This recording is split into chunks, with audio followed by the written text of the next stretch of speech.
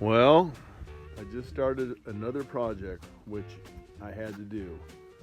Our house here is 63 years old and it has old clay pipe going to our septic tank. Well, ever since we bought the house, we've had problems with the septic clogging, and it's the old pipe. The people didn't disclose how bad it was. We've been here almost 5 years, and I replaced part of it, but now I'm seeing there's holes in it. So I had a buddy come over with his concrete saw, and he cut this slab of concrete out right here so I could pull it out of the way because it's all stamped concrete, and I'm just going to slide it back in. It's got a 1/4 inch little reveal on where the saw blade was, which is not going to be too bad. But we're getting the septic pumped tomorrow. Then I'm going to cut all this old clay pipe out and replace it all. So originally this house was built with no cleanouts in it. So if you had a clogged pipe, you had to take the toilet off.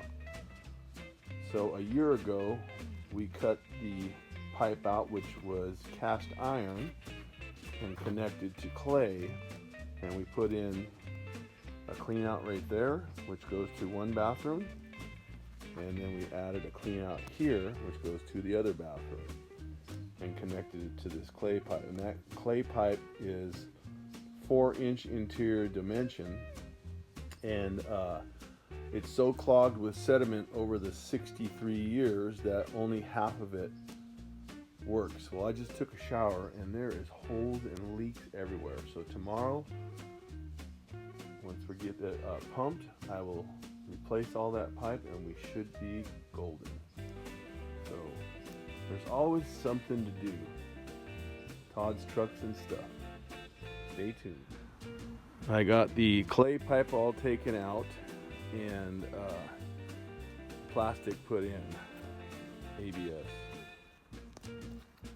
And where it went through, the clay pipe went through to the septic, kind of hard to see. The clay pipe had broken and dropped down a little bit. So that's where all my clogs were. And I couldn't see it because there was a clay 90 coming out into the septic tank. Well, that was fine. The bell that the pipe went into had broken on the bottom and dropped down. So I've got this in there, and that huge hole that they cut into the septic tank, I'm gonna have to put some kind of backing on the inside, and then I will spray foam it, let that dry, and then I'll put mortar on it, and this project will be done. But finally, after almost 5 years, I think we will be problem-free with the toilet. It's always something. Okay, I cut a square of corrugated plastic out. It's called Corplast, and made a 4-inch hole in it and slid that down through the manhole cover, or the cover, not manhole, but the cover of the septic. And now I'm gonna fill that up with foam so it will hold it in place, and then I will pack it with concrete probably tomorrow, or mortar tomorrow when it's dry. Got the foam all in and under. We'll let that sucker dry, maybe shave it back a little bit, and put mortar all the way around it.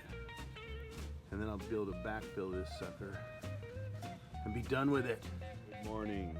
So last night I spoke with the maintenance supervisor, who was actually a heavy equipment operator and did a lot of underground. And I told him that I had spray foamed the pipe going into the septic and how much it expanded.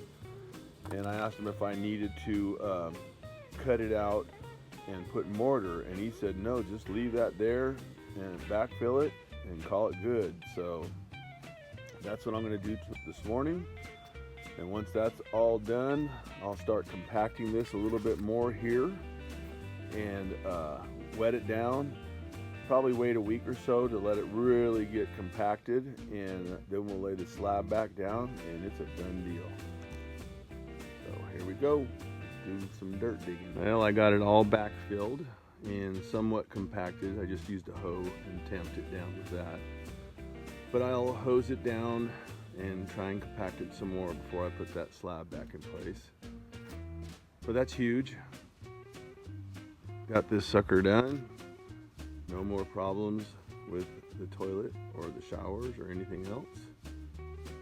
Well, that's a wrap on more stuff from Todd's Trucks and Stuff. See you soon.